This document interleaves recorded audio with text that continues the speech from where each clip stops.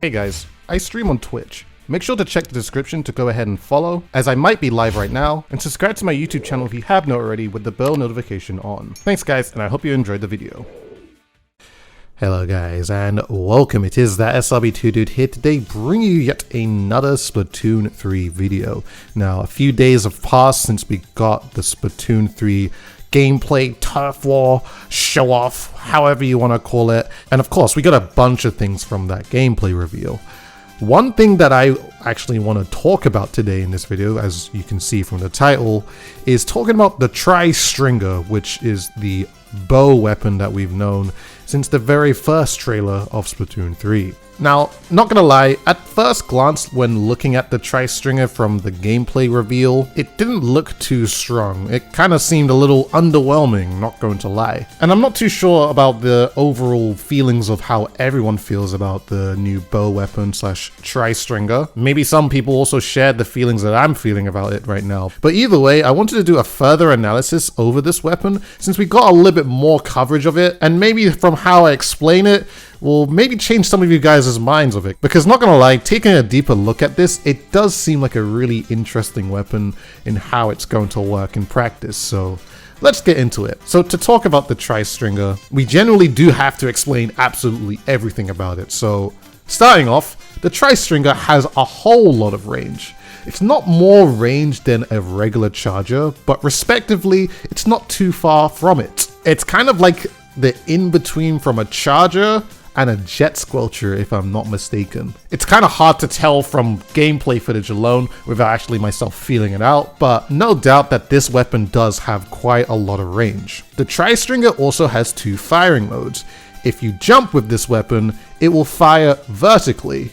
If you stand with this weapon, the arrows will travel through the air horizontally. The vertical mode seems to be the more precise option to attack opponents directly with the bow's arrows, since there is more chance for those arrows to actually hit the opponent's hitbox, as of course most hitboxes of the enemies are all vertical. This of course will require some good aim. Which, by the way, if you didn't know, from a previous trailer, the Nintendo Switch OLED trailer, we actually know that the bow can hold a charge just like a charger or a Nautilus. So this will make performing the vertical jump a little easier, as you'll be able to think and set up how you'd want to fire it away. Talking about the horizontal mode now, it seems to be a way to spread the arrows out and have more chance just in general to hit at least one, in comparison to the vertical mode where you're trying to hit more than one arrow, if not all three. The horizontal mode may not be the most conventional combat method when it comes to getting off a lot of damage fast, but it will be a great way for getting some chip damage off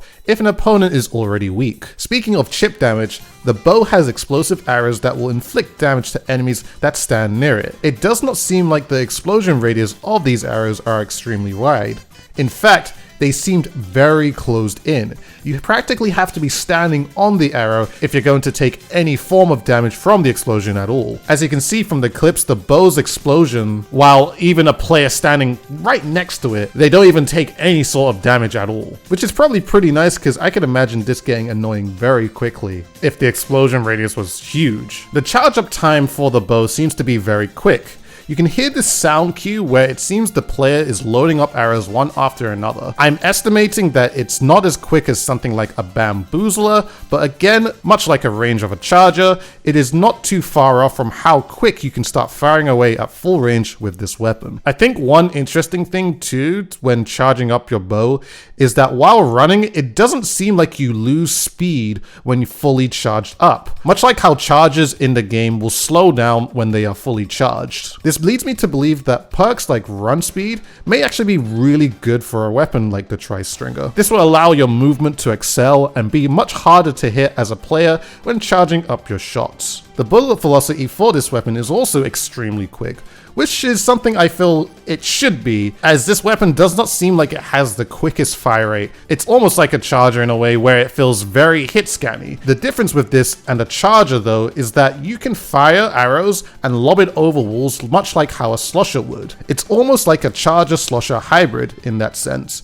except the projectile is just way quicker and you have to be just a lot more precise with it. I'm sure a ton of people will take advantage of this as they learn to arc their arrows properly over over walls and boxes. Like I said before in my analysis video, this weapon reminds me a lot of an Explosher that does not produce a whole lot of paint, which I feel is probably going to be one of the biggest setbacks for using this kind of weapon. Although there is actually one clip on the Splatoon 3 Japanese website that's making me think the bow may be a little decent when it comes to painting very close to itself. Because from this clip, it looks like the tri-stringer user is completely just spamming the arrows away. I'd imagine that these arrows wouldn't travel so far since they aren't even charged up at all. But think about the amount of ink that is being set off all around this player as they're firing all these arrows away. This possibly may be the only painting method that the tri-stringer actually will have, as when it comes to firing long range, I doubt that a lot of ink output is going to be actually produced. While the painting potential may not be the greatest, we're not really too sure on that either way, I do feel that the killing potential, however, will be really good, as most mechanically gifted players and math scientists will be able to take full advantage of the mechanics of this weapon. I'm not so sure about the damage output for the arrows, but I am assuming, if everything I'm saying is correct, that each arrow will at least do 30 damage, meaning hitting all three will result in doing 90 damage. And possibly the bomb AoE chip damage, if a player stands in the explosion itself, will do at least 30 damage. This would mean that players using the tri-stringer could cut off an exit using the explosion arrows, hopefully baiting their enemy into them so they take damage, and then finishing them off with a jump shot by hitting all three arrows right after it. Or it could be vice versa of that.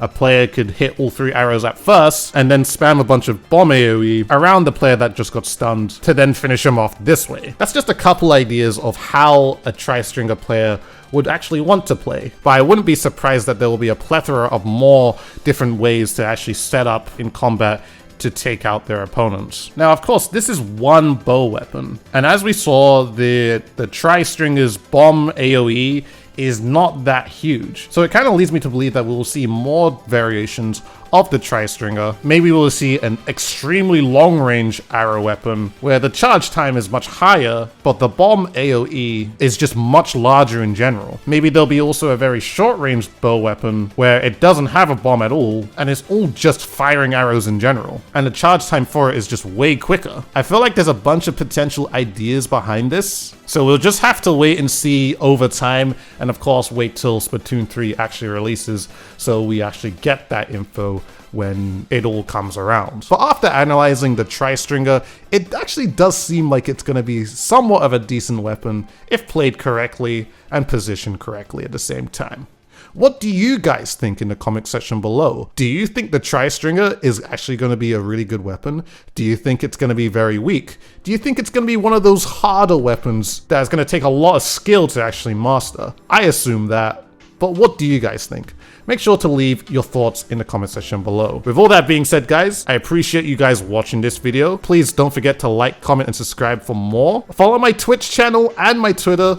Do it for both of you for feeling generous, and make sure to hit up my Discord channel where we talk about Splatoon 3 stuff all the time, and it's also the greatest place to be notified whenever I go live for a Twitch stream where we go ahead and talk about more Splatoon 3 stuff, and of course make plays in the game and all that type of jazz. It's a good time. Anyways, thank you very much everyone for watching. Hope you have a great rest of your day. This has been that SRB2 dude, and I shall see you guys in a future video.